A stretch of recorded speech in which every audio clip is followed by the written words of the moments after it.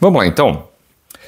Como é que você sabe que você domina um assunto? Como é que você sabe que você sabe alguma coisa de verdade? Né? Eu já falei aqui em outros vídeos no canal que a prova de múltipla escolha é um método incompleto. Por que ele é incompleto? Porque parte do pressuposto que você não precisa saber tudo. Não precisa saber tudo porque você tem 5 escolhas. Se você souber quais são as erradas, você acerta porque só sobrou uma. Então, você vê que a prova de múltipla escolha é um método de avaliação ineficaz, incompleto, né? Mas funciona. Né? Funciona, é a norma para a maioria dos casos. E paciência, a gente precisa saber fazer prova. Isso é uma coisa. Significa que você sabe o assunto? Não. Mas seria bom você chegar numa prova sabendo do assunto. Seria bom você chegar dominando o assunto. Se você é concurseiro, ou agora, se você está estudando para medicina, na medicina agora você tem provas práticas, né? Muitas provas práticas. Eu tive prova oral na faculdade e agora tem algumas bancas das residências que tem provas práticas, nem todas. Né? Então você precisa realmente dominar. Não dá para você fingir ou só ir no que está errado. A resposta ela é muito intuitiva. Você provavelmente já pensou, já respondeu na sua cabeça, que é você sabe de um assunto quando você domina ele a ponto de explicar. Né? Então, um exemplo disso são os experts, quando eles vão fazer palestra. Tem muitos vídeos aqui no YouTube em que as pessoas começam a narrar um assunto, falar sobre um assunto, discutir sobre um assunto, e elas falam com uma clareza, né, com ideias bem encadeadas, tudo com uma lógica interna que de repente faz sentido, é leve de ouvir aquela pessoa.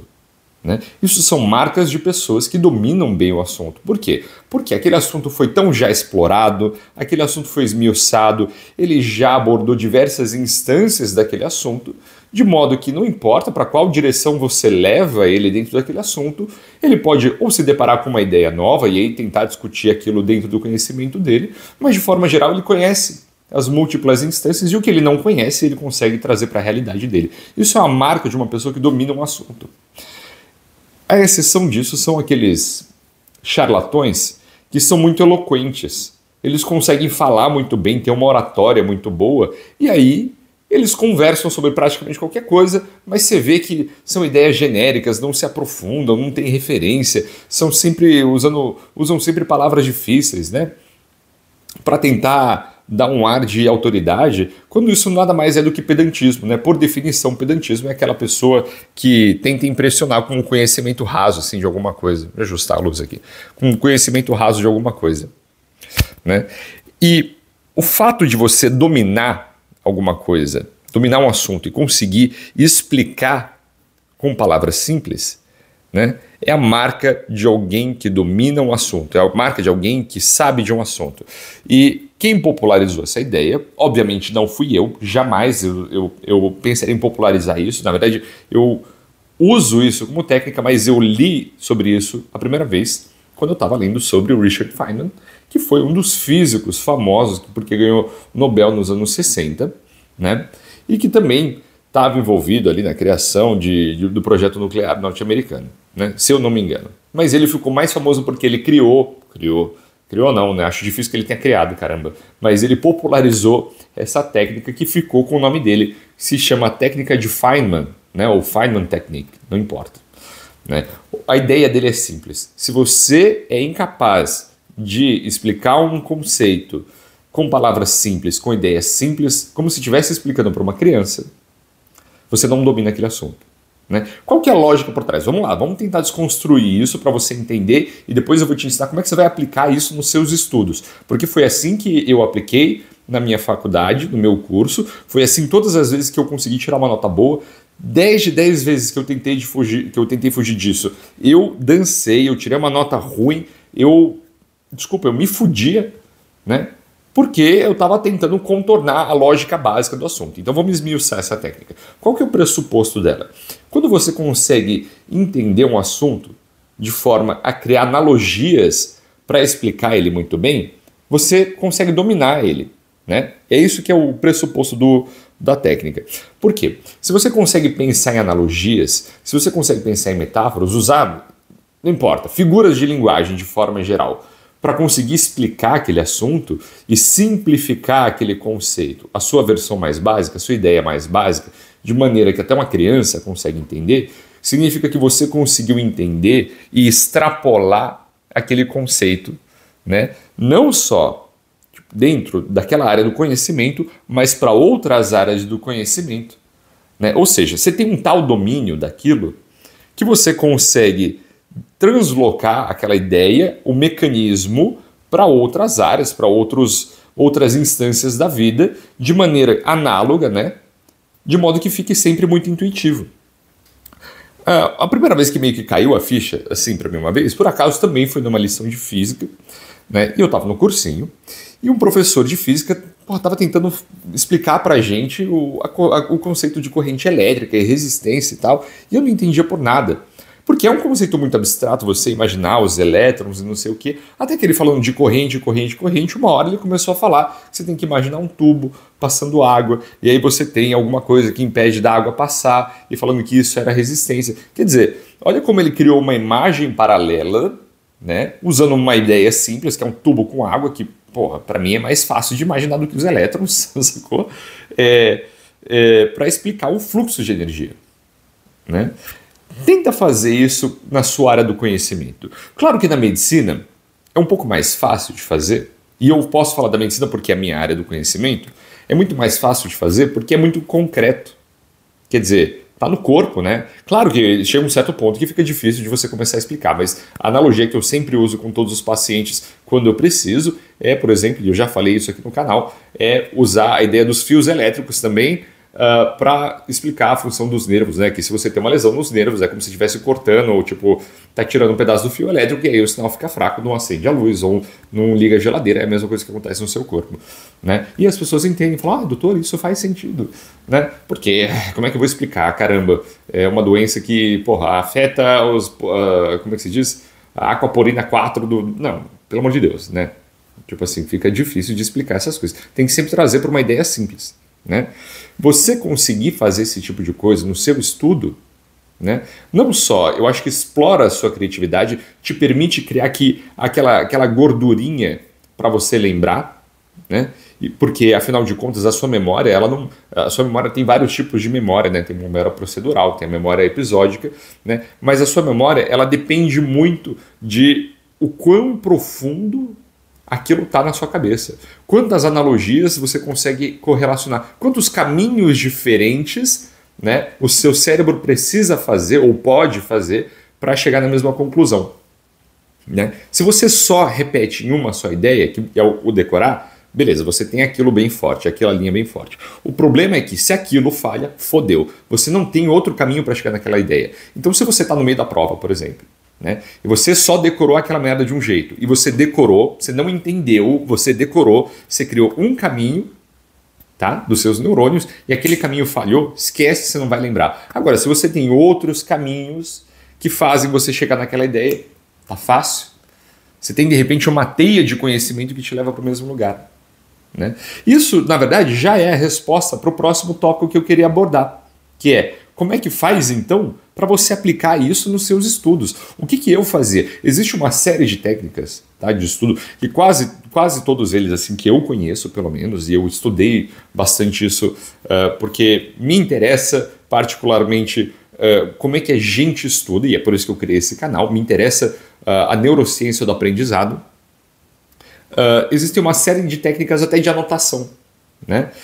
Eventualmente eu vou fazer um vídeo sobre isso, mas o que eu fazia, tá? Essa foi uma coisa que eu criei para mim, mas que eu vou passar aqui. O que eu fazia?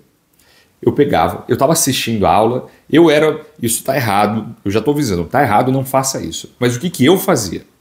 Eu assistia a aula e eu dividia a folha em 3/4 e 1/4 da folha, papel A4. Nunca usei iPad, nunca usava, como é que se diz, aquele caderno com pauta. Para mim tinha que ser folha de papel sulfite.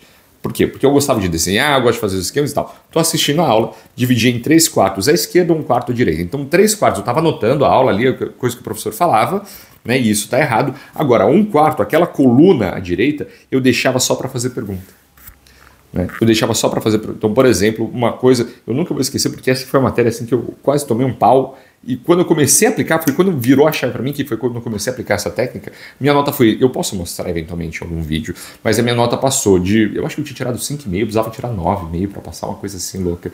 Mas foi assim, eu tirei de 5,5 e fui para 9,5. Eu posso mostrar o boletim, se vocês quiserem. O que eu fiz? Eu assisti a aula, anotava, à esquerda eu colocava a matéria, à direita eu colocava as perguntas. E eram perguntas assim, como é que eu explico o conceito tal, como é que eu explico a inflamação da célula tal, como é que eu explico a doença tal na célula tal, porque era uma aula de citologia e histologia. Né? Qual que é a razão da coisa tal, sempre tentando explicar da maneira mais simples possível. E aí eu fazia a perguntinha, ao invés de eu estudar lendo ali a droga da teoria, que eu fiquei copiando igual idiota, eu pegava, lia a pergunta. E aí eu tentava explicar para mim mesmo.